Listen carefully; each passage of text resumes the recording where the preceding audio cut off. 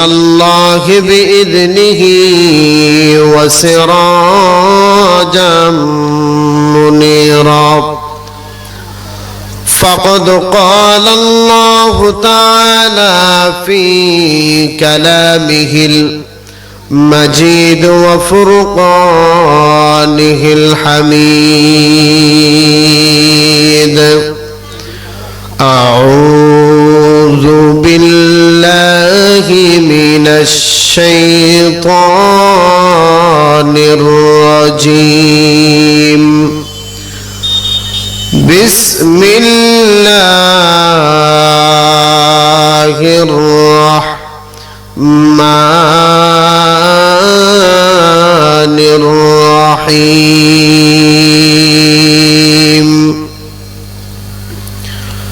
لئن شكرتم لأزيدنكم ولئن كفرتم إن عذابي لشديد صدق الله العظيم. قال النبي صلى الله عليه وسلم طلب العلم فريضة على كل مسلم.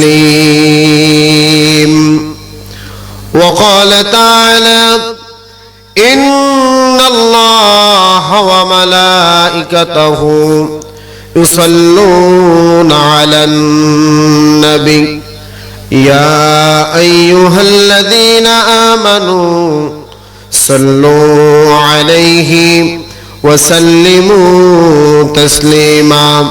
درود إبراهيم پڑھی اللهم صل على محمد وعلى آل محمد كما صليت على إبراهيم وعلى آل إبراهيم إنك حميد مجيد. اللهم بارك على محمد وعلى آل محمد كما باركت على إبراهيم وعلى آل إبراهيم إنك حميد مجيد. আর কত চাও শহীদ খোদা, আর কত চাও জীবন আল্লাহ, আর কত চাও কান্দন, আসবে কবে এই জমিনে তোমারি শাসন, আসবে কবে এই জমিনে কোরআনের শাসন। দরকার আছে না নাই? আর কত চাও শহীদ খোদা, আর কত চাও জীবন আল্লাহ, আর কত চাও কান্দন, আসবে কবে এই জমিনে তোমারি শাসন, আসবে কবে এই জমিনে কোরআনের শাসন। কত মায়ের বুক যে খালি, চোখে শুধুই জল, হারিয়ে তার বুকের মানিক হয়েছে পাগল। কত মায়ের বুক যে খালি, চোখে শুধুই জল, হারিয়ে তার বুকের মানিক হয়েছে পাগল। দয়াময় গো আর কত কাল সবে তুমি এমন আচরণ, আসবে কবে এই জমিনে তোমারি শাসন আসবে কবে এই জমিনে কোরআনের শাসন লা ইলাহা জবান ছেড়ে দিয়ে কয়েক সেকেন্ড লা ইলাহা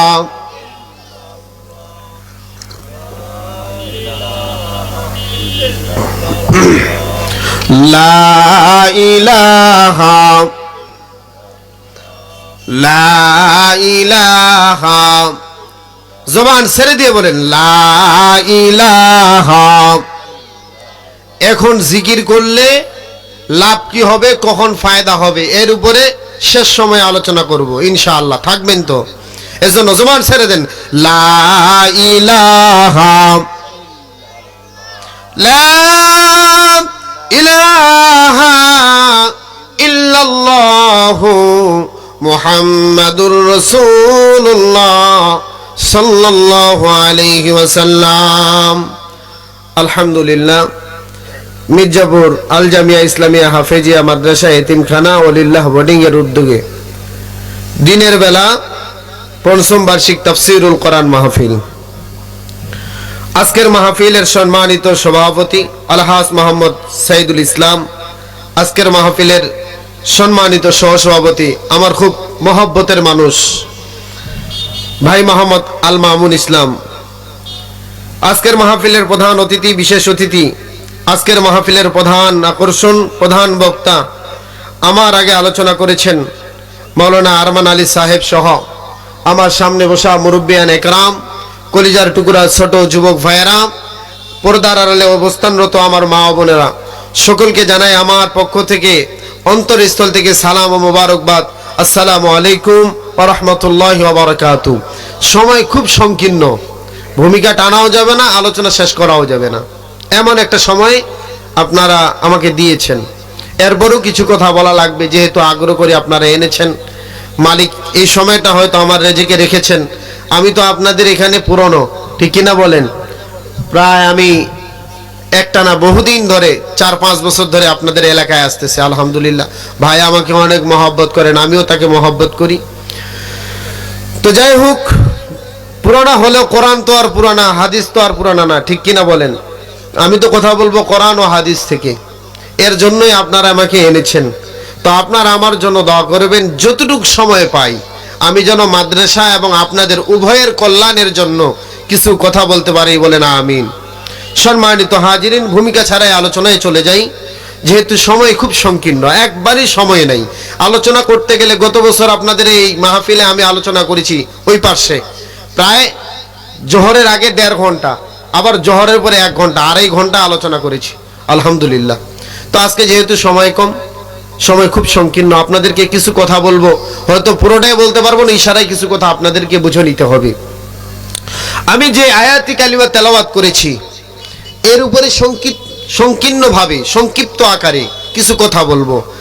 কোরআনুল কারীম থেকে যে আয়াতি কালিমা তেলাওয়াত করেছি, আল্লাহ তাআলা কোরআনুল কারীমের মধ্যে বলেন লা ইন শাকারতুম লা আযীদান্নাকুম ওয়া লা ইন কাফারতুম ইন্না আযাবি লাশাদীদ। আল্লাহ তাআলা বলেন, বান্দা, দুনিয়াতে তোমরা যারা আমার নেয়ামত পাওয়ার পরে আমার নেয়ামতের শুকরিয়া আদায় করো, আমি আল্লাহ তাআলা তোমাদের নেয়ামতকে বাড়ায়া দেই। সুবহানাল্লাহ বলেন। আর যারা আমার নেয়ামত পাওয়ার পরে নেয়ামতের অস্বীকার করে, আমি আল্লাহ তাআলা তাদের নেয়ামতকে কি করে নেই? ছিনায়া নেই। এই হাত কে দিয়েছেন? জবান কে দিয়েছেন? চক্ষু কে দিয়েছেন? শরীরের অঙ্গ প্রত্যঙ্গ কে দিয়েছেন? আল্লাহ। যে আল্লাহ তাআলা এত সুন্দর হাত দিলেন, এত সুন্দর পা দিলেন, এত সুন্দর চক্ষু দিলেন, এত সুন্দর জবান দিলেন, ওই আল্লাহ তাআলার কাছে আপনার আমার এই শরীরের অঙ্গ প্রত্যঙ্গের জন্য শুকরিয়া আদায় করার দরকার আছে না নাই? আছে না নাই? এই আজকে এই জান্নাতের বাগান আপনারা যে করেছেন, এই জায়গায় বসেছেন, এই যে আপনি আমি এই আয়োজন করেছি বা আমরা এসেছি, এই জায়গায় থাকবো যতক্ষণ, আপনার আমার আমল নামায় সওয়াব দিবেন ততক্ষণ কে? আল্লাহ। ওই আল্লাহর শুকরিয়া আদায় করার দরকার আছে না নাই? অবশ্যই আছে। কারণ ভাই, আপনার জবান আছে, আপনি বুঝবেন না যে জবান না থাকলে কি মহা বড় কঠিন একটা কথা মানুষকে বুঝাইতে গেলে।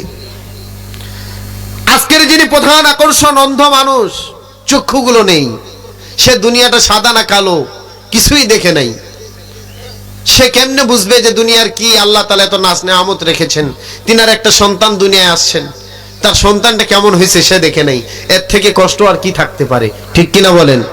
তো আল্লাহ তাআলা এত সুন্দর হাত দিয়েছেন, পা দিয়েছেন, জবান দিয়েছেন, ওই আল্লাহ তাআলার কাছে আপনাকে আমাকে 24 ঘন্টা শুকরিয়া আদায় করার দরকার আছে না নাই? আলোচনার শুরুতে আপনাদেরকে একটা কথা বুঝাই। একজন মুরব্বী অসুস্থ হয়ে গেছে। অসুস্থ হওয়ার পরে তিনি চিকিৎসাধীন অবস্থায় হাসপাতালে ভর্তি। কথাটা মনোযোগ দেন, খুব গুরুত্বপূর্ণ একটা কথা। তো এই মুরব্বী হাসপাতালের বেডে চিকিৎসা নেওয়ার পরে 3 দিন থাকার পরে যখন হাসপাতাল থেকে তাকে একটা রিলিজ দিয়ে দেয় না, ওই ভাউচারে আপনার কত টাকা বিল আসছে, কত টাকা দিয়েছেন, কত টাকা বাকি, এটা লিখে আপনার হাতে দিয়ে দেয়। তো ওই মুরব্বী অসুস্থ হওয়ার পরে চিকিৎসা নেওয়ার পরে যখন বাড়িতে চলে আসবে, রিলিজ দেওয়ার সময় তিনার হাতে একটা ভাউচার দেওয়া হয়েছে। ওই ভাউচারে এই কথাটা উল্লেখ করা হয়েছে যে আপনি 3 দিন অক্সিজেন ব্যবহার করার কারণে, 72 ঘন্টা অক্সিজেন ব্যবহার করার কারণে আপনার বিল এসেছে 2700 টাকা। এটা কিন্তু আমার বানানো কথা বলতেছি না, আশরাফ আলী থানভী রহমতুল্লাহ আলাইহি একটা বইয়ে লিখছেন। ওই মুরব্বী এবার এই ভাউচারটা হাতে নেওয়ার পরে, দেখানোর পরে কান্না করা শুরু করছেন। ভাইরা আমার, এলোমেলো না হয় কথাটাতে মন দেন। ওই মুরব্বী এবার ভাউচারটা হাতে নিয়ে কান্না করা শুরু করছে। তো হয়তো ডাক্তাররা মনে করছে, হাসপাতালের যারা কর্তৃপক্ষ ছিল তারা মনে করছে হয়তো ওই মুরব্বীর কাছে টাকা নাই, অভাবী মানুষ, গরিব মানুষ, টাকা দিতে পারবে না, এই কারণে মনে হয় তিনি কাঁদতেছেন। তো একজন ডাক্তার সাহেব বলে ফেললেন, মুরব্বী আপনি এই হাসপাতালের বিল পরিশোধ করতে পারবেন না, এই কারণে কান্না করতেছেন, আপনি কান্না করিয়েন না, আপনার জন্য কিছু মওকুফ করা হবে। এবার মুরব্বী ডাক দেয়া বলতেছে, এই ডাক্তার, কথাবার্তা খুব সাবধানে বলবা। মুরব্বীর ভালোর জন্য বলছে যে হয়তো আপনার টাকা নাই। ভাই বসেন, ভাই পরিবেশটা একটু গুছিয়ে দেন, বসেন, কেউ দাঁড়িয়ে থাকবেন না, মেহেরবানি করে চেয়ারে বসেন, নয়তোবা মাটিতে বসেন। মুরব্বী এবার বলতেছেন, এই ডাক্তার, আমার কাছে টাকা নাই, বিষয়টা এমন না, আমার কাছে টাকা আছে, কিন্তু আমি এই কারণে কান্না করতেছি যে তোমাদের কাছে যদি 3 দিন অক্সিজেন নেওয়ার বদলে 2700 টাকা বিল দিতে হয়, আমার আল্লাহ তাআলা 70 বছর ধরে আমাকে অক্সিজেন দিলেন, ওই আল্লাহ তাআলার কাছে আমাকে এর বিনিময়ে কি দেওয়ার দরকার? বুঝাইতে পারি নাই আপনাদেরকে মনে হয়? হাসপাতালে 3 দিন অক্সিজেন ব্যবহার করে যদি 2700 টাকা বিল দিতে হয়, আল্লাহর জমিনে থেকে, আল্লাহর জমিনে খেয়ে, আল্লাহর দেওয়া অক্সিজেন নিয়ে এই দুনিয়ায় বসবাস করতেছি, এর বিনিময়ে মালিকের কাছে আপনাকে কতটুকু দেওয়ার দরকার? ঠিক কিনা বলেন? তো যে আল্লাহ তাআলা বিনা টাকায়, বিনা পয়সায় আপনাকে আমাকে অক্সিজেন দিচ্ছেন, ওই আল্লাহ তাআলার কাছে আপনাকে আমাকে কি করা লাগবে? শুকরিয়া আদায় করা লাগবে। কেন শুকরিয়া আদায় করবেন? শুকরিয়া আদায় করলে যে আল্লাহ তাআলা নিয়ামত বাড়ায়া দেয়, এটারও তো কিছু প্রমাণ আপনাদেরকে দিতে হবে। ঠিক কিনা বলেন? আল্লাহর নবী মুসা আলাইহিস সালাতু ওয়াস সালাম, তিনি একদিন যাচ্ছেন আল্লাহ তাআলার সঙ্গে সাক্ষাৎ করার জন্য তুর পাহাড়ে। খুব সুন্দর একটা আলোচনা আপনাদের সামনে করব একটু পরে। আমি খালি বুঝাই যে নিয়ামতের শুকরিয়া আদায় করলে লাভ কতটুকু হবে, ফায়দা কতটুকু হবে। আল্লাহর নবী মুসা যাচ্ছেন তুর পাহাড়ে আল্লাহ তাআলার সঙ্গে সাক্ষাৎ করার জন্য। হঠাৎ করে রাস্তার মধ্যে একজন যুবক ব্যক্তির দেখা হয়ে গেছে। দেখা হওয়ার পরে বলতেছে, হে মুসা, তুমি কি আল্লাহ তাআলার কাছে সাক্ষাৎ করার জন্য যাও তুর পাহাড়ে? মুসা বলতেছে, হ্যাঁ। বলছে, তাহলে আল্লাহ তাআলার কাছে আমার একটা প্রশ্ন আছে, আমার হয়া তুমি এই প্রশ্নটা করবে। আল্লাহ তাআলা এই পরিমাণে সম্পত্তি আমাকে দিয়েছে, যেই সম্পত্তির সঠিক ব্যবহার আমি করতে পারি না, অতএব কি এমন কাজ করলে, কি এমন আমল করলে আমার সম্পত্তি কমে যাবে? সম্মানিত ভাইরা আমার, আল্লাহর নবী মুসা তুর পাহাড়ে যাওয়ার সময় যখন ওই যুবকের সঙ্গে সাক্ষাৎ হয়ে যায়, যুবক তার কথাটা বলে ফেলে, আল্লাহর নবী মুসা যুবকের কাছ থেকে কথা নিয়ে যখন আর একটু সামনে আগায়, আগানোর পরে দেখেন একজন বৃদ্ধা মহিলা বসে আছেন কুরখরের পাশে। বৃদ্ধা মহিলা ডাক দেয়া বলেন, ও মুসা, হয়তো তুমি তুর পাহাড়ে যাও আল্লাহর সঙ্গে কথা বলার জন্য। ওই বুড়ি ডাক দেয়া বলে যখন, ও মুসা, হয়তো তুমি মুসার সঙ্গে আল্লাহর সঙ্গে কথা বলার জন্য তুর পাহাড়ে যাও। মুসা আলাইহিস সালাতু ওয়াস সালাম বলেন, হ্যাঁ, হয় আল্লাহ তাআলার কাছে আমার একটা প্রশ্ন আছে যে আল্লাহর এই দুনিয়ায় আমি থাকি, আল্লাহর এই জমিনে আমি থাকি, কিন্তু আল্লাহর জমিনে এই পরিমাণে কষ্ট করে আমাকে থাকা লাগে, আমার থাকার মতো একটা ভালো ঘরও নাই, খাবারও কোনো ব্যবস্থা নাই। অতএব তুমি আল্লাহ তাআলার কাছে যা প্রশ্ন করবা, কি এমন আমল করলে, কি এমন কাজ করলে আল্লাহ তাআলা আমার সুন্দর একটা থাকার ব্যবস্থা করে দিবে, সুন্দর একটা খানার ব্যবস্থা করে দিবে। মুসা এবার ওই মহিলার কাছ থেকে কথা নিয়ে আর একটু সামনে আগায় তুর পাহাড়ে যাওয়ার জন্য। যাইতে যাইতে এবার রাস্তার মধ্যে একজন প্রতিবন্ধী মানুষের সঙ্গে সাক্ষাৎ হয়ে যায়। আল্লাহর নবী মুসা দুইজনকার কথা নিয়ে যখন সামনে আগায়, আগাইতে আগাইতে আরেকজন ব্যক্তির সঙ্গে সাক্ষাৎ হয়ে গেছে, যার দুই হাতও নাই, দুই পাও নেই। মানুষ খাওয়ায় না যতক্ষণ, খাইতে পারে না ততক্ষণ, মানুষ নিয়ে যায় না যতক্ষণ, যাইতে পারে না ততক্ষণ, এমন একজন ব্যক্তির সঙ্গে সাক্ষাৎ হয়ে গেছে। এই ব্যক্তি একবার ডাক দেয়া বলেন, ওগো আল্লাহর নবী, ওগো আল্লাহর পয়গম্বর, আমি ধারণা করি আপনি মনে হয় তুর পাহাড়ে আল্লাহর সঙ্গে সাক্ষাৎ করার জন্য যান। মুসা আলাইহিস সালাতু ওয়াস সালাম বললেন, হ্যাঁ। কয়, আল্লাহ তাআলার কাছে আমার একটা প্রশ্ন আছে, এই প্রশ্নটা আমার হয় আপনি আল্লাহ তাআলার কাছে যা করবেন। আল্লাহ তাআলা কিসের কারণে আমার দুই হাত দেয় নাই, কিসের কারণে আমার দুই পা দেয় নাই, আল্লাহ তাআলা কিসের কারণে এরকম করে আমাকে সৃষ্টি করলেন, এই প্রশ্নটুকু আপনি আল্লাহ তাআলার কাছে যা করবেন। আল্লাহর নবী মুসা আলাইহিস সালাতু ওয়াস সালাম চলে গেলেন তুর পাহাড়ে।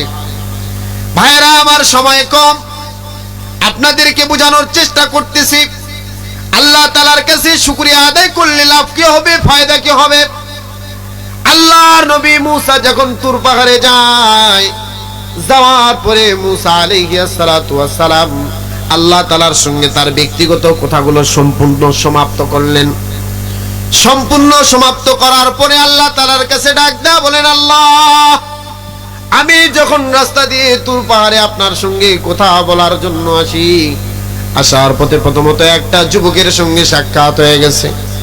ওই যুবক আমাকে ডাক দেয়া বলছে, মুসা, আল্লাহ তাআলার সঙ্গে কথা বলতে যাও, আমারও একটা কথা আল্লাহ তাআলার কাছে প্রশ্ন করবা। আল্লাহ তাআলা আমাকে এই পরিমাণ সম্পত্তি দিয়েছে যে এই সম্পত্তির সঠিক ব্যবহার আমি করতে পারি না। অতএব কি এমন আমল করলে, কি এমন কাজ করলে ওই ব্যক্তির সম্পদ কমে যাবে, ওই ব্যক্তি আপনার কাছে জানতে চেয়েছেন। আল্লাহ তাআলা মুসা আলাইহিস সালাতু ওয়াস সালামকে বলেন, মুসা রে, আমার ওই বান্দাকে যা বলবা, সে যদি তার সম্পত্তি কমাইতে চায়, সে যেন আমার শুকরিয়া আদায় করা বন্ধ করে দেয়। আল্লাহ তাআলা মুসাকে বলতেছে, মুসা, তুমি ওই ব্যক্তিকে যা বলবা, সে যদি তার সম্পত্তি কমাইতে চায়, তাহলে সে যেন আমার শুকরিয়া আদায় করা বন্ধ করে দেয়। সম্মানিত হাজিরিন, গভীর মনোযোগ। 2 নম্বর বয়স্ক মহিলার প্রস্তাব আল্লাহ তাআলার কাছে করতেছেন। ওই মহিলা প্রশ্ন করেছেন আল্লাহ তাআলার কাছে, দুনিয়াতে থাকার মতো তার একটা ভালো ঘর নাই, তার ভালো কোনো খারাপ খাবারের ব্যবস্থা নাই। আল্লাহ তাআলার কাছে মুসা বললেন, আল্লাহ, আসার পথে একজন বয়স্ক মহিলার সঙ্গে আমার সাক্ষাৎ হয়ে গেল। হওয়ার পরে সে প্রশ্ন করছে, তার একটা ভালো খাবারের ব্যবস্থা নাই, ভালো ঘর থাকার ব্যবস্থা নাই, সে কি কাজ করলে তার ভালো একটা ঘরের ফয়সালা হবে এবং ভালো একটা খাবারের ব্যবস্থা হবে? আল্লাহ তাআলা বললেন, মুসা রে, তাকে যা বলবা, সে যেন বেশি বেশি করে আমার শুকরিয়া আদায় করে। সম্মানিত ভাইরা আমার, বয়স্ক মহিলার উত্তর নিয়ে নিলেন। 3 নম্বরে ওই আসাধ্য প্রতিবন্ধীর কথা আল্লাহ তাআলার কাছে প্রশ্ন করলেন। মুসা আলাইহিস সালাতু ওয়াস সালাম বললেন, ও আল্লাহ, আরেকজন ব্যক্তির আমার সঙ্গে সাক্ষাৎ হয়ে গেছে। ওই ব্যক্তিটা হলেন যার 2 হাত নাই, যার 2 পা নাই। তুমি কেন তাকে এইভাবে বানিয়েছো, সে জানতে চেয়েছে। আল্লাহ তাআলা বললেন, মুসা, ওই আমার বান্দাকে যা বলবা, সে আমার কাছে অনেক পছন্দনীয় এবং আমি তাকে এইভাবে দুই হাত ছাড়া দুই পা ছাড়া এইভাবে বানাইলাম। কারণ রয়েছে, তার কারণ হলো জাহান্নামের মধ্যে একটা ছিদ্র রয়েছে। যে ব্যক্তির পা নাই হাত নাই, আল্লাহ তাআলা তাকে কাজে লাগাবে কোন জায়গায়? জাহান্নামে। আল্লাহ তাআলা বলে, মুসা ওই ব্যক্তিকে যা বলবা জাহান্নামের একটা ছিদ্র রয়েছে, তার দুই হাত আর দুই পা না রাখার কারণ হলো তাকে দিয়ে আমি জাহান্নামের ছিদ্রটা বন্ধ করব। আল্লাহর নবী মুসা আলাইহিস সালাতু ওয়াস সালাম আল্লাহর সঙ্গে কথা শেষ করিয়া যখন রাস্তা দিয়ে বের হয়ে চলে আসেন, আস্তে আস্তে ওই ব্যক্তির সঙ্গে সাক্ষাৎ হয়ে গেল, যার দুই হাত নাই, যার দুই পা নাই। ওই ব্যক্তির সঙ্গে সাক্ষাৎ হওয়ার পরে আল্লাহর বান্দা এবার প্রশ্ন করেন, মুসা রে, আমি তোমাকে প্রশ্ন করেছিলাম আল্লাহ তাআলাকে বলার জন্য যে আল্লাহ তাআলা কেন আমাকে এইভাবে বানিয়েছেন।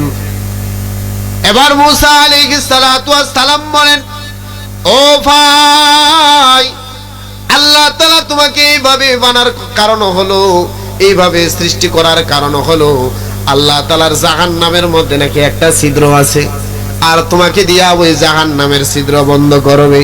যেই মুহূর্তে মুসা আলাইহিস সালাতু ওয়াস সালাম এই কথা বলেন, আল্লাহর বান্দা খুশি হয়ে মালিকের দরবারে শুকরিয়া আদায় করে বলেন আলহামদুলিল্লাহ। মুসা অবাক হয়ে গেল, আরে মিয়া, তোমারে দিয়া জাহান্নামের ছিদ্র বন্ধ করবে, আবার তুমি শুকরিয়া আদায় করো কেন? এবার আল্লাহর বান্দা ডাক দেয়া কয়, মুসা, আল্লাহ তাআলা যেহেতু তার নিজের কাজের জন্য এইভাবে আমাকে সৃষ্টি করেছেন, এর জন্য মালিকের কাছে আমি খুশি হয়ে গেছি। আল্লাহ তাআলার কাজের জন্যই তো আল্লাহ তাআলা আমাকে এইভাবে বানিয়েছে, এজন্য দিল থেকে আল্লাহর শুকরিয়া আদায় করলাম। যেই মাত্র এই কথা বলেছেন, আল্লাহ তাআলার হুকুমে সঙ্গে সঙ্গে তার দুই হাত দুই পা ক্লিয়ার হয়ে স্বাভাবিক মানুষ হয়ে গেছেন। সুবহানাল্লাহ। মন দেখে বলেন।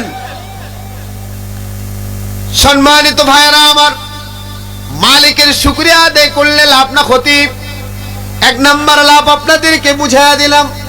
দুই নাম্বার, যদি মালিকের শুকরিয়া আদায় না করেন, তাহলে মালিক কেমনে আপনার শুকরিয়া না আদায় করার কারণে আমদ সিয়ানা নেন, কেমনে নেয়ামত সিনায়া নেই বুঝবেন।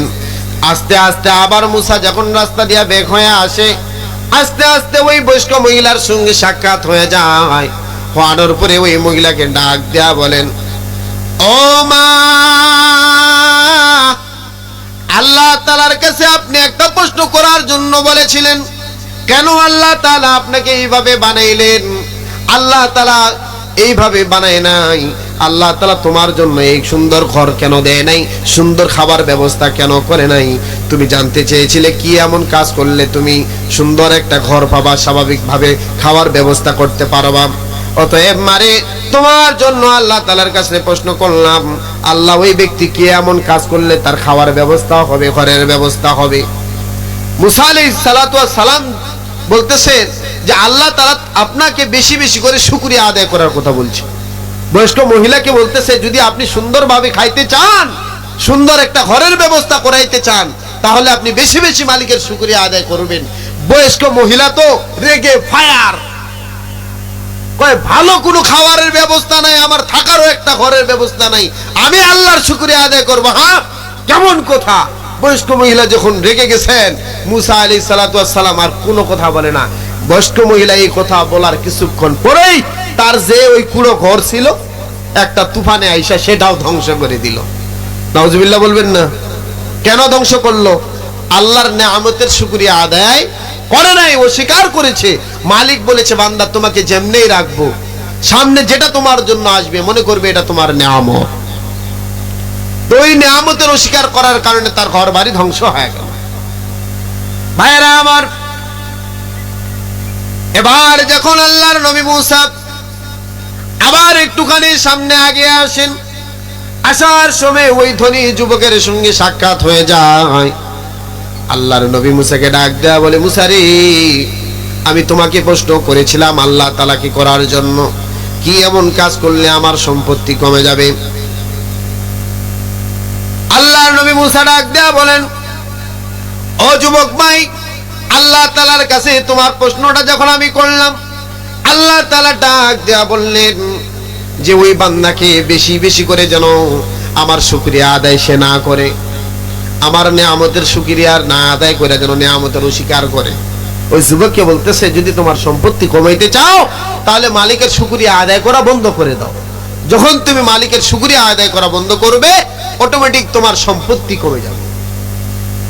সম্মানিত ভাইয়েরা আমার, আল্লাহর নবী মুসা যখন বলেন, যুবক এবার রাগান্বিত হয়ে মুসাকে ধমক দেয়া বলে, মুসা এটা কেমন কথা, যেই মালিক এত সুন্দর চলার ব্যবস্থা করে দিলেন, এত সুন্দর টাকার ব্যবস্থা করছেন, এত সুন্দর খাবার ব্যবস্থা করছেন, এত সুন্দর করে আমাকে বানাইছেন, ওই মালিকের নিয়ামতের শুকরিয়া আদায় না করে আমি থাকতে পারবো না। অতএব আমি জবান থেকে বললাম আলহামদুলিল্লাহ। যেই মাত্র আলহামদুলিল্লাহ বলেছেন, সঙ্গে সঙ্গে সম্পত্তি যা ছিল তা দ্বিগুণ হয়ে গেছে। সুবহানাল্লাহ বলেন। তাহলে মালিকের নিয়ামতের শুকরিয়া আদায় করার দরকার আছে না নাই? দরকার আছে না নাই? অবশ্যই আমাদেরকে নিয়ামতের শুকরিয়া আদায় করা লাগবে। যদি মালিকের নিয়ামতের শুকরিয়া আদায় আপনি আমি করতে পারি, আল্লাহ তাআলা দুনিয়া এবং আখিরাতে সুন্দর জায়গার ব্যবস্থা করবে। সম্মানিত ভাইয়েরা আমার, এই যে এখানে আপনাদের মাদ্রাসা আছে, এই মাদ্রাসা যারা করেন, এই মাদ্রাসা যারা আপনারা চালান, এই মাদ্রাসাটা হলো আপনাদের জন্য একটা বড় নিয়ামত। কারণ আল্লাহর নবী পয়গম্বর আরবি বলেন, যেই এলাকায় মাদ্রাসা থাকবে, দ্বীনি ইলম শিক্ষা হয়, কোরআন তেলাওয়াত করানো হয়, আল্লাহ তাআলা ওই এলাকাটা থেকে গজবগুলো হটায়া দেয়। বড় ধরনের গজব থেকে আল্লাহ তাআলা কি করেন? মুক্তি দিয়ে দেন। ভাইরা আমার, আমি আপনাদেরকে বুঝাইতে চাচ্ছিলাম, সময় শর্টের কারণে কি বলবো কিছুই বুঝতেছি না। অতএব আমি আপনাদেরকে আরেকটা জিনিস বুঝাইতে চাই, যদি মালিকের দরবারে আপনি আমি শুকরিয়া আদায় করতে পারি, তাহলে কি হবে, লাভ কি হবে, ক্ষতি কি হবে। আমি আপনাদেরকে বলেছিলাম, সুবহানাল্লাহ কালেমা তয়্যিবা যদি জবান দিয়ে বলেন, তাহলে এর লাভ কি হবে, ফায়দা কি হবে। আল্লাহ রাব্বুল আলামিন মৃত্যুর সময় আপনার আমার জন্য জান্নাতের ব্যবস্থা করবেন। মৃত্যুর সময়, মৃত্যুর পরে বলি নাই আমি। আল্লাহ তাআলা বলেন, ইন্নাল্লাযীনা ক্বালু রাব্বুনাল্লাহু সুম্মা ইসতাকামু তাতানাজ্জালু আলাইহিমুল মালায়েকা আল্লা তাখাফু ওয়া লা তাহজানু ওয়াবশিরু বিল জান্নাহ।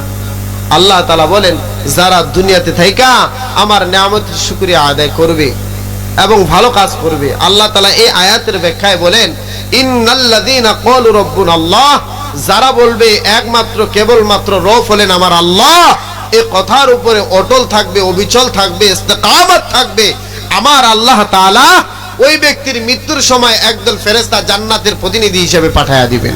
সুবহানাল্লাহ। অনেক সময় মৃত্যু বরণ করবে এরকম ভাবে কিছু মানুষ পড়ে থাকে না, অনেক মানুষ কিন্তু পড়ে থাকে।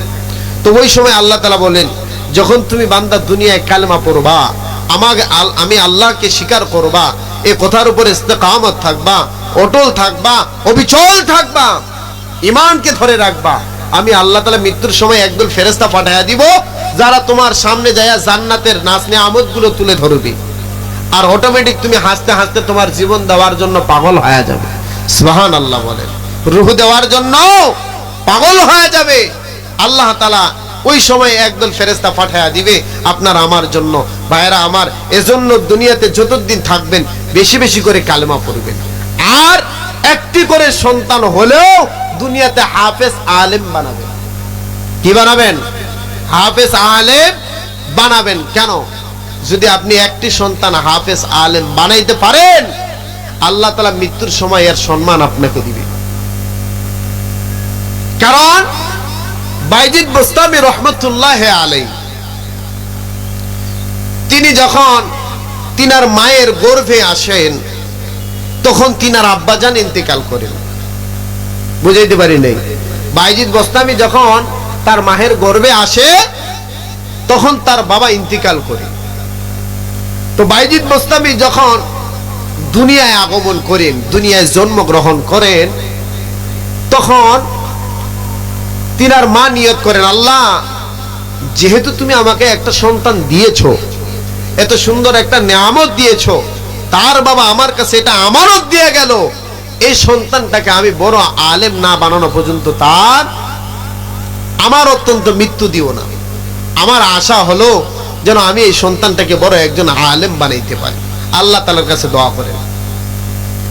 এই দোয়া করার পরে যখন সন্তানটা একটুখানি বড় হয়ে যায়, বাইজিদ বোস্তামি রহমতুল্লাহ আলাইহি তিনি কেমনে আলেম হলেন, কেমনে এত বড় ওলি হলেন, এই বিষয়টা আপনাদেরকে বোঝানোর জন্য কথাটা নিচ্ছি। সময় শেষ। বাইজিদ বোস্তামি রহমতুল্লাহ আলাইহি যখন একটুখানি 5-7 বছর বয়স হয়ে যায়, তখন তিনার মা বাইজিদ বোস্তামিকে নিয়ে মাদ্রাসায় যায়। এই যে আপনারা মাদ্রাসা করছেন, মামুন ভাই যে মাদ্রাসাটা করছে চালায়, আমি ব্যক্তিগতভাবে দেখি তিনি খুব মাদ্রাসায় আগ্রহী। এই হাসিম সাহেব, রুবেল, আপনাদের হুজুররা এরাও খুব আগ্রহী, কারণ অধিকাংশ সময় আমার কাছে যায় তারা পরামর্শ করে মাদ্রাসার বিষয়। খুবই ভালো। আমি ছোট হলেও আলহামদুলিল্লাহ আমিও একটা মাদ্রাসায় 2017 সাল থেকে করে আসতেছি। আমি ছোট বান্দার দ্বারায় প্রায় 2-3টা মাদ্রাসা আমার পরামর্শ চলে, তো এরাও যায় আলহামদুলিল্লাহ, খুবই ভালো লাগে। তো বাইজিদ বোস্তামি রহমতুল্লাহ আলাইহি যখন 7-8 বছর বয়স হয়ে যায়, তার মা তাকে ধরে মাদ্রাসায় নিয়ে যায়। নিয়ে যাওয়ার পরে ওস্তাদজিকে ডাক দেয়া বলেন, হুজুর আমার এই সন্তানটাকে আপনাকে দিয়ে গেলাম, আপনি তাকে বড় আলেম বানাবেন, হাফেজ বানাবেন। যতদিন আমার সন্তান আলেম না হবে ততদিন তাকে আপনি মাদ্রাসা থেকে যাইতে দিবেন না। সুবহানাল্লাহ বলে। আর এখন তো আপনাদের বাচ্চা মাদ্রাসায় দিলে সপ্তাহে সপ্তাহে ছুটি দেন, ছুটি না দিলে হুজুরের উপর চাপ, কমিটির উপর চাপ, বাচ্চা রাখবো না। এরকম পরিবেশ হয় কি হয় না? অনেক সময় হয়। এটা করা যাবে না। বাইজিদ বোস্তামির মা বলতেছে, হুজুর আমার এই সন্তানটাকে আপনাকে দিয়ে গেলাম, যতদিন আলেম না হবে ততদিন তাকে আপনি ছেড়ে দিবেন না, ততদিন সে আমার সামনে আসতে পারবে না। যতদিন আমার সন্তান আলেম না হবে আমি মা হয়ে ওয়াদা করে গেলাম তার চেহারা দেখব না। সুবহানাল্লাহ বলেন। সম্মানিত ভাইরা আমার, বাইজিদ বোস্তামিকে তার মা বলতেছে, বাবা আমি তোমাকে আলেম বানানোর জন্য কষ্ট করে এই মাদ্রাসায় রেখে যাচ্ছি, অতএব তোমাকে একটা আওয়াজ দিয়ে কথা বুঝাইতে চাই রে সন্তান, যতদিন তুমি আলেম হবে না ততদিন আমি তোমার চেহারা দেখবো না। আমি মা ওয়াদা করে গেলাম। এই ওয়াদা কইরা যখন সন্তানকে মাদ্রাসায় রাইখা মা চলে যায়, কিছুদিন পরে সন্তানের মন আর টেকে না, বাসায় যাওয়ার জন্য অস্থির হয়ে যায়। বাইজিদ বোস্তামি রহমতুল্লাহ আলাইহি তার মাকে ডাক দেয়া বলে, মা মাদ্রাসায় আর আমি থাকতে পারি না। অতএব মা তো আর পাশে নাই, শুধু মাদ্রাসায় একা একাই চিৎকার দেয়, ছোট্ট বাচ্চা মানুষ, যে মা তুমিও দেখতো আসো না, আমারও আর টিকতে মন চায় না। এভাবে যখন মা মা বলে সন্তান ডাক দেয়, এমন তো অবস্থায় বাইজিদ বোস্তামি রহমতুল্লাহ আলাইহির ওস্তাদ শুনতে পায়। এক পর্যায়ে বাইজিদ বোস্তামি ওস্তাদের কাছে যায় বলেন, হুজুর আমার আর মন টিকতেছে না, কিছুদিন ধরে মাকে দেখি নাই, অতএব আমাকে কিছু সময় দেন, আমার মায়ের সঙ্গে সাক্ষাৎ করে আসব। এবার বলার পরে বাইজিদ বোস্তামি রহমতুল্লাহ আলাইহির ওস্তাদ চিন্তা করেন, তার মা এত বড় কথা বলে গেছে, যতদিন সে আলেম হবে না ততদিন তার চেহারা দেখবে না, আমি কেমনে এই বাচ্চাকে ছুটি দিয়ে দেই? ছুটি দেওয়া যাবে না। এবার ওস্তাদ বলতেছে, বাবা বাইজিদ তুমি যদি যাইতে চাও তাহলে তোমাকে একটা পড়ার সীমানা দিয়ে দিচ্ছি।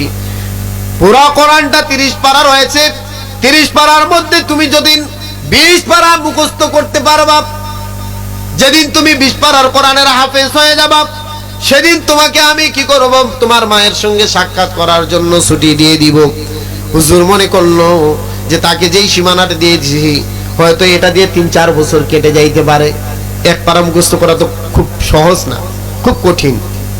তো মার সঙ্গে সাক্ষাৎ করতে যেহেতু তুমি যাবা, অতএব তুমি যেদিন 20 পারা কোরআন শরীফ মুখস্থ করতে পারবা সেদিন তোমাকে তোমার মায়ের কাছে যাওয়ার।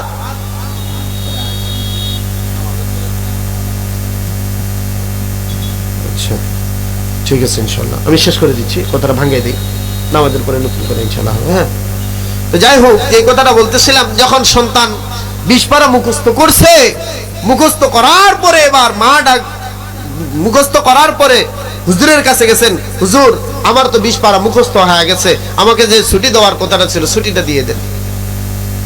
ভাইরা আমার, এবার বাইজিদ বোস্তামিকে তার ওস্তাদ ছুটি দিয়ে দিল। দেওয়ানোর পরে এবার বাইজিদ বোস্তামি রহমাতুল্লাহি আলাইহি বাড়ির মধ্যে গেলেন। বাড়িতে যাইতে যাইতে সন্ধ্যা হয়ে যায়। এক পর্যায়ে সন্ধ্যা যখন রাত হয়ে যায়, দরজায় দিয়া ডাক দিয়া বলে, মা আমি তোমার সন্তান আসছি, দরজাটা খুলো না, অনেক দিন ধরে তোমারে দেখে নাই, দেখার ইচ্ছা করতেছে। মা নিয়ত করছে যতদিন আলেম হবে না ততদিন চেহারা দেখবে না।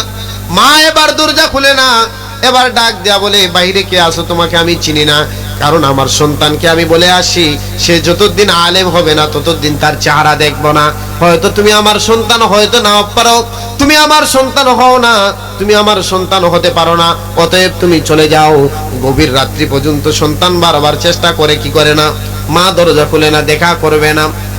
এক পর্যায়ে বিরক্ত হয়ে গেল।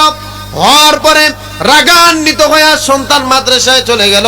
যাওয়ার পরে ওস্তাদজিকে যায়, বলে, ওস্তাদজি অনেক রাত ধরে মায়ের সঙ্গে কথা বললাম, মা দরজা খুললো না, আমার চেহারা দেখলো না, অতএব আপনার কাছে ওয়াদা করলাম যতদিন আমি আলেম হব না ততদিন আমি আমার মায়ের সামনে যায় দাঁড়াবো না। পড়তে পড়তে কিছুদিন পরে আলেম হয়ে গেল।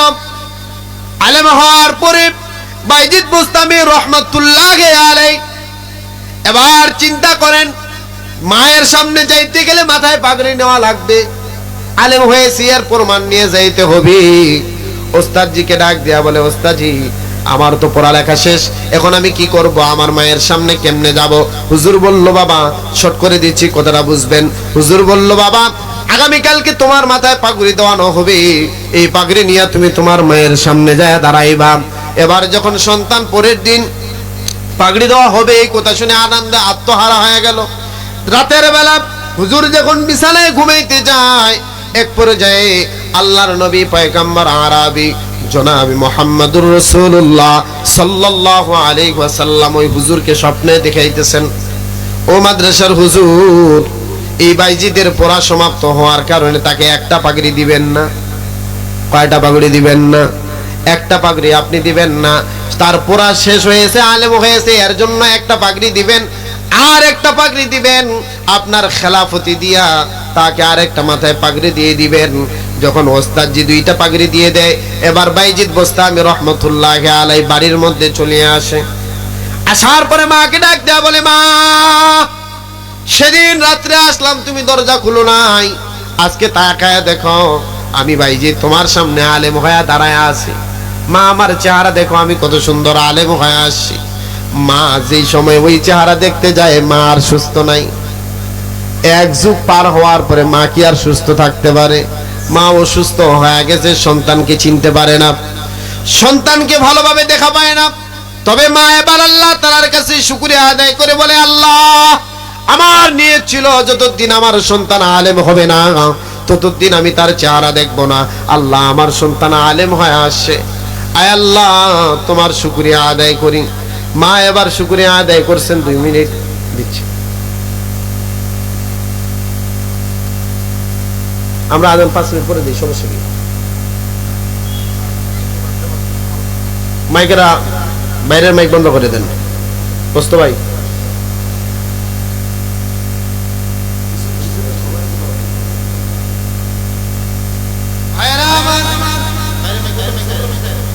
এবার বাইজিদ বোস্তামি রহমাতুল্লাহি আলাইহি তিনার মায়ের সামনে যখন যায়, যাওয়ার পরে মাকে ডাক দেয়া বলে, মা তাকায় দেখো আমি তোমার সন্তান আলেম হয়ে আসছি। মা খুশি হয়ে গেছে। এবার সন্তানকে ডাক দেয়া বলে, সন্তান রে, যেহেতু তুমি আমার আশা পূরণ করছো, তোমার বাবার আমানতের খেয়ানত করি নাই, তোমার বাবার আমানত রাখতে পারছি, অতএব তুমি আমাকে একটুখানি পানি দিয়ে দাও, যা দিয়ে আমি উযু করব, উযু বানাইবো। উযু বানায়া তুমি একটু জায়নামাজটা কিবলামুখী করে দাও, কিবলামুখী করায় দিয়া নামাজের মতো আমাকে বসায় দাও, আমি মালিকের দরবারে শুকরিয়ার 2 রাকাত নামাজ আদায় করব। ভাইরা আমার, তার মা 2 রাকাত শুকরিয়ার নামাজ আদায় করার পরে মালিকের দরবারে 2 হাত তুলে দোয়া করে, আয় আল্লাহ যেহেতু আমার আশা পূরণ করছো, আমার সন্তানকে আলেম বানাইছো, অতএব আল্লাহ তোমার কাছে আমি দোয়া করি, আল্লাহ যেহেতু আমার সন্তান আলেম হয়ে গেছে, তুমি আর আমার এই দুনিয়ায় থাকার মতো কোনো হায়াত দিও না, আমার হায়াত শেষ করে দাও। বাইজিদ বোস্তামি অবাক হয়ে গেল, আরে মা কি দোয়া করতেছে। শেষে এবার বলতেছে, আল্লাহ আমার সন্তানকে আমি আলেম বানাইছি, এজন্য সে আমার খেদমত করবে এটা আমি চাই না। আমার সন্তান আলেম হয়েছে সে যেন দিনের খেদমত করতে পারে, অতএব আমার খেদমত করতে গেলে তার দিনের খেদমত করা হবে না। আপনি আমাকে কি করেন, আমার হায়াত শেষ করে দেন। এই দোয়া করতে করতে তার মা ওই জায়নামাজের মধ্যে শাহাদত বরণ শেষ করে ফেলেন, মৃত্যুবরণ করেন, শাহাদত বরণ করেন। ভাইরা আমার, তাহলে বোঝা গেল যদি আপনি আমি মালিকের দরবারে নিয়ামতের শুকরিয়া আদায় করি, তাহলে আল্লাহ তাআলা আমাদের নিয়ামত বাড়ায়া দিবে না দিবে না? সে মালিকের দরবারে নিয়ামতের শুকরিয়া আদায় করার জন্য নামাজ পড়ে দুহাত তুলে যখনই দোয়া করেন, ওই জায়নামাজে বৈশা আল্লাহ তাআলা ওই বান্দিকে কালেমা পড়ায়া পড়ায়া মৃত্যুবরণ করায়া দিলেন। সুবহানাল্লাহ বলেন। কথাটা এলোমেলো হয়ে গেছে, ছিল আলোচনাটা সিরিয়ালে, মাঝখানে কথা বলার কারণে আসলে মনোযোগ অন্যদিকে যাওয়ার কারণে নষ্ট হয়ে গেছে। অতএব আপনাদেরকে বুঝাইতে চাই, আপনারা মালিকের দরবারে শুকরিয়া আদায় করবেন, সন্তানকে মাদ্রাসায় দিবেন, যারা মাদ্রাসা কর্তৃপক্ষ রয়েছে তাদের সঙ্গে পরামর্শ করায় পড়ালেখা করবেন। আপনারা কখনো মাতব্বরি করবেন না। যদি মাতব্বরি করতে যান তাহলে আপনার সন্তান হাফেজ হইলেও টেকসই হবে না। বুঝাইতে পারছি আপনাদেরকে? আল্লাহ তাআলা আমাদের সকলকে মালিকের নিয়ামতের শুকরিয়া আদায় করে দুনিয়া এবং আখিরাতকে সুন্দর করার তৌফিক দান করুক, বলেন আমিন। ওয়া আখিরু দাওয়ানা আলহামদুলিল্লাহি রাব্বিল আলামিন। আপনারা সকলে থাকবেন, নামাজের পরে আমি অল্প কিছুক্ষণ কথা বলবো আপনাদের খুব জরুরি একটা বিষয়, মৃত্যু সম্পর্কে থাকবেন তো ইনশাআল্লাহ। আল্লাহ তাআলা কবুল করুক, আমিন। ভালো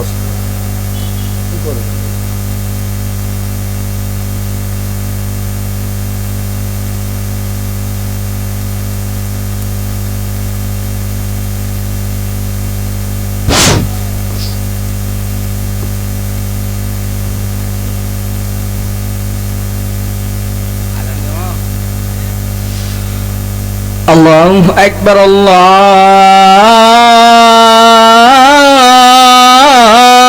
আকবার, আল্লাহু আকবার, আল্লাহু আকবার। আশহাদু আন লা ইলাহা ইল্লাল্লাহ, আশহাদু আন লা ইলাহা ইল্লাল্লাহ, আশহাদু আন্না মুহাম্মাদার রাসূলুল্লাহ।